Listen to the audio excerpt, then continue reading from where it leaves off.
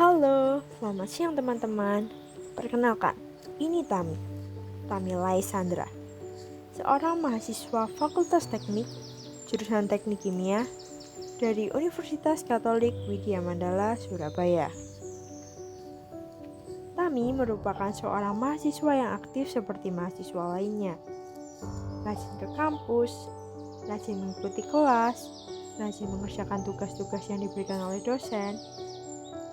Semua hal tersebut dilakukan demi memenuhi kriteria dan kewajiban sebagai seorang mahasiswa di Universitas Katolik Widya Mandala, Surabaya. Tidak hanya rajin saja, Tami juga merupakan seorang mahasiswa yang aktif dan berprestasi. Banyak sekali prestasi yang telah ia capai. Salah satunya yakni menjadi top 10 dalam penulisan esai di ajang perlombaan bergengsi di Indonesia, yakni Indonesia Chemical Engineering Challenge 2021. Selain berprestasi, Tami juga aktif berorganisasi di tingkat fakultas, yakni menjadi ketua dari Badan Eksekutif Mahasiswa Fakultas Teknik Universitas Katolik Widya Mandala, Surabaya. Tapi kali ini kita tidak akan membahas Tami dalam sisi hal di dalam kampus. Karena kali ini kita akan membahas mengenai Tami dari sisi luar kampus, mengenai keaktifannya dan prestasi-prestasi lain di luar kampus. Kali ini kita akan membahas mengenai kegiatan yang sangat hangat di telinga kita, yakni awarding. Awarding apa kira-kira? Yuk kita simak cerita kita berikut ini.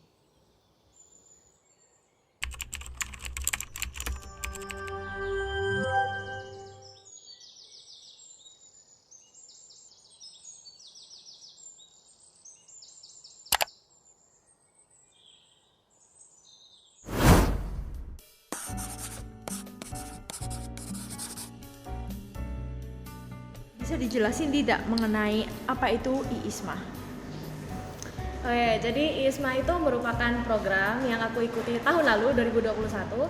Nah, IISMA sendiri singkatan dari Indonesian International Student Mobility Award, dan itu merupakan beasiswa dari pemerintah di Jendikti khususnya yang memberikan kesempatan kepada seluruh mahasiswa aktif se-Indonesia yang ingin untuk merasakan belajar di luar negeri selama 1 semester.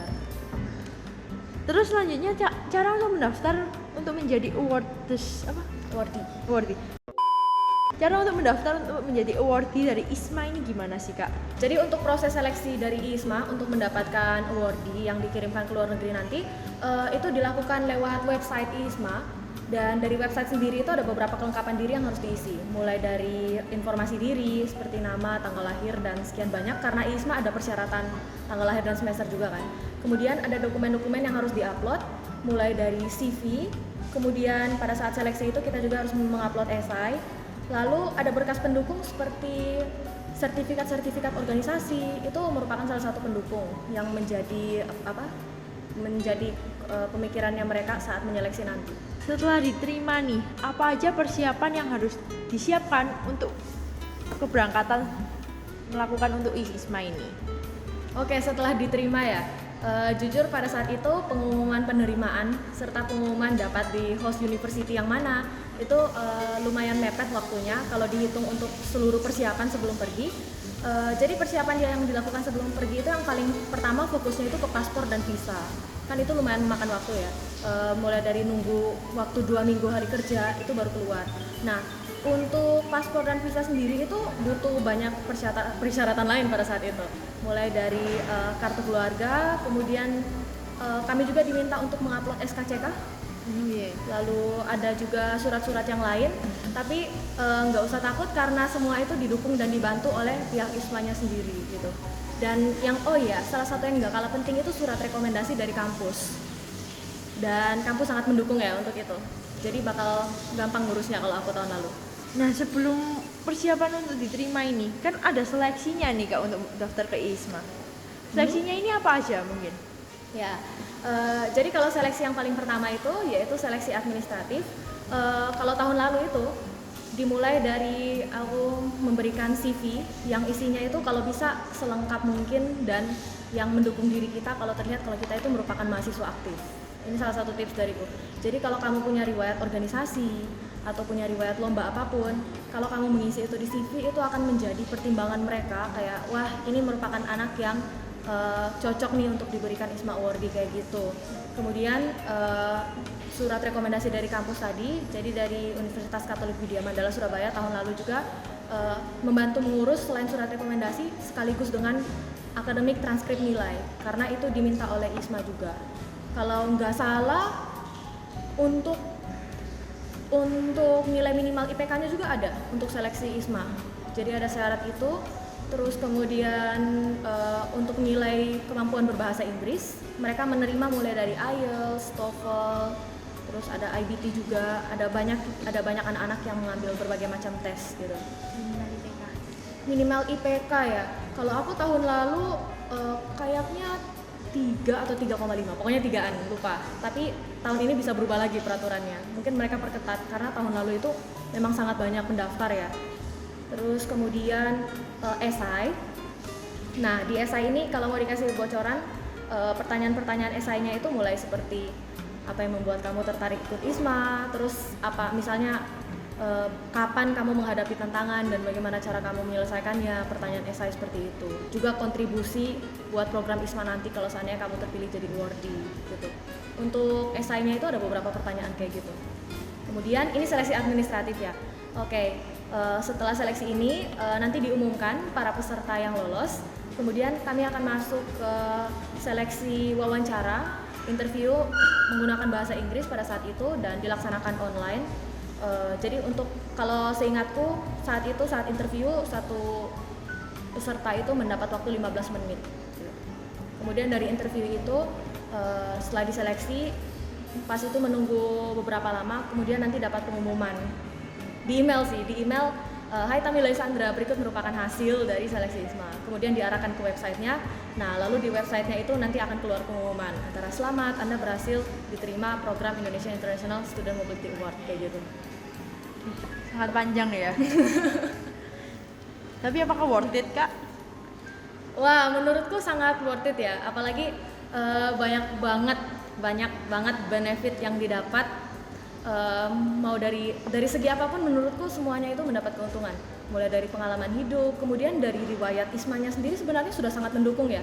Bisa kalau kalian tipe-tipe yang ambis kan itu mempercantik CV gitu, riwayatnya kan bisa disorot kayak. Terus pengalaman kayak udah pernah ke luar negeri kan itu pengalaman yang sangat jarang. Jadi kalau ada kesempatan kayak gini jangan ragu untuk diambil guys. Terus yang mau ku sorot di sini yaitu pengalaman sebagai ISMA Awardee ini sangat berkontribusi buat pengembangan diri para awardee-nya. Karena dari aku sendiri, jujur aku mendapatkan sangat banyak pengalaman selama di sana. Terus banyak culture shock-nya juga karena mereka punya budaya yang berbeda dengan Indonesia. Tapi selain itu, aku juga dapat bagaimana pola pikir dari teman-teman segerombolanku yang sama-sama belajar ke Lancaster University.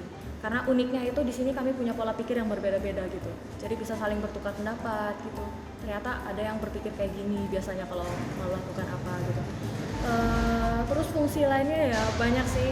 Tapi dari aku sendiri yang paling aku rasakan itu karena aku merasa itu bisa membuat kita berkembang menjadi versi diri yang lebih baik. Terutama dari kemampuan beradaptasi, kemudian kemampuan berbahasa Inggris itu kan sangat membantu kan ya, karena terjun langsung ke praktiknya kayak gitu. Oke. Banyak sekali benefitnya yang didapat ya. Lalu selanjutnya yang dilakukan selama di sana itu ngapain aja di United Kingdom? Kalau nggak salah Kak Tami sendiri kan ke United Kingdom nih. Oke, yang paling pertama udah pasti buat apa tugas mahasiswa? Belajar. Oke, jadi yang paling pertama itu belajar di Universitas Internasional yang merupakan partner dengan program ISMA.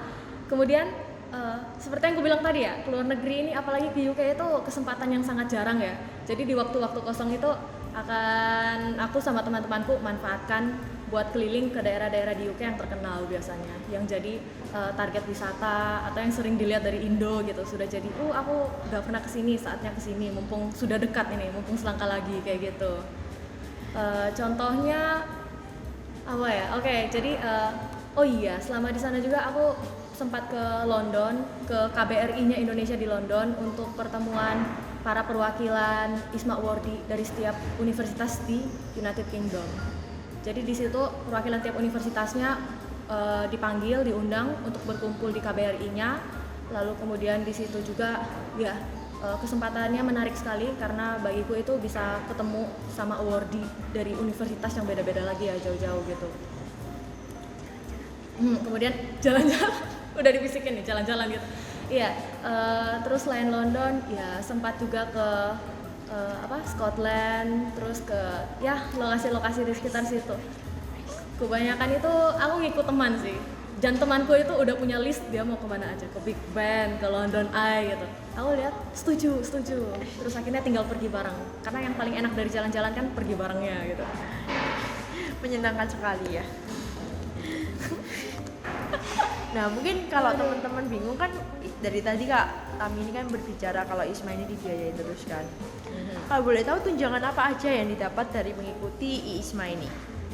Oke, kalau tunjangan itu tentu saja mulai dari biaya pendidikan di sana itu kita nggak perlu bayar kan, itu ditanggung dari universitas partnernya. Kemudian tempat tinggal dan biaya hidup itu ditunjang oleh ISMA, biaya registrasi dan pendidikan di sana. Lalu visa juga, karena visa kan perlu biaya juga dan itu dibiayai oleh ISMA. ISMA juga membiayai seluruh tes PCR dan karantina loh. Jadi kalau kita mau pergi ke luar negeri kan harus tes PCR gitu, PCR atau PCR terserah. Nah itu semua diganti kembali oleh ISMA nanti. Kemudian ada juga tiket pesawat pulang pergi dan asuransi kesehatan. Kalau uang jajan mungkin apakah dapat nggak nih Kak? Dapat dong. Jadi untuk uang jajannya itu tergantung kamu mendapat di lokasimu di mana. Jadi untuk uang jajan sendiri mereka itu akan melihat lewat biaya hidup rata-rata per bulan di negara ini gitu. Jadi disesuaikan masing-masing. Kalau di aku UK kebetulan itu mata uangnya pakai pound sterling gitu.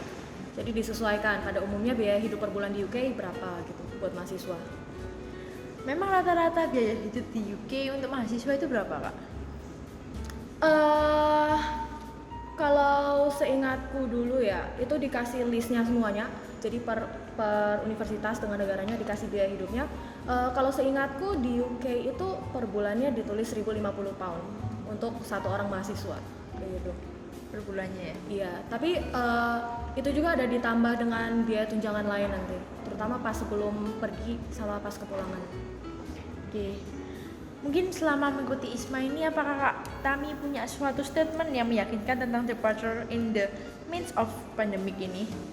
Oke, statement yang meyakinkan ya, yaitu jangan ragu-ragu buat mendaftar ISMA walaupun memang keadaannya lagi pandemi. Tapi kalau kita mau nunggu pandeminya selesai, kan kita nggak tahu kapan ya. Bisa-bisa malah lama banget nih perginya. Jangan sampai lulus kuliah belum pergi juga kan. Jadi nggak usah takut. Kenapa? Karena yang paling pertama itu semua pihak yang terlibat dan membantu untuk mengirim kita ke luar negeri itu sangat membantu kita agar bisa belajar ke luar negeri itu loh. Jadi mulai dari ngurus karantina, karena perbedaannya itu karena program ISMA 2020 kemarin dilakukan pada saat pandemi kan kita pas tiba di UK itu harus melakukan karantina selama 10 hari dan itu fasilitasnya itu sangat terjamin dan biaya karantinanya sendiri itu ditanggung. Jadi nggak usah ragu-ragu guys, apalagi enak banget itu tinggal di pas itu hotelku namanya Novotel London dan itu juga dikasihkan biaya makan dan yang lain-lain, makan tiap hari itu udah dijamin itu. Jangan takut kelaparan pas karantina dan pas itu jadi nggak usah ragu-ragu, bahkan tes PCR dan lain-lain aja udah akan dibiayai gitu. Jadi nggak usah takut untuk pergi selama COVID. Yang penting paling utama itu jangan lupa jaga kesehatan. Karena pada saat ISMA, kalau satu orang dari rombongan terdeteksi terkena COVID, maka satu rombongan harus karantina itu. Jadi yang paling utama itu jangan lupa jaga kesehatan. Ibaratnya kalau dikasih kesempatan harus ada tanggung jawab untuk itu. Kata-kata terakhir Kak, buat siapa ini? buat para teman-teman yang mau berjuang untuk mengikuti ISMA. Oke. Buat teman-teman semua, terutama adik-adik yang sekarang terbuka ya kesempatannya untuk mengikuti ISMA, jangan ragu-ragu dan segera daftar ISMA karena dari yang udah keceritakan pengalamanku pribadi itu banyak keuntungan yang bisa kita dapat dari situ. Dan buat yang udah tertarik daftar, jangan lupa kalian sudah bisa bersiap-siap mulai dari mempersiapkan CV, esai, nilai bahasa Inggris itu. Jadi semangat teman-teman semua dalam mempersiapkan ISMA 2022. Terima kasih.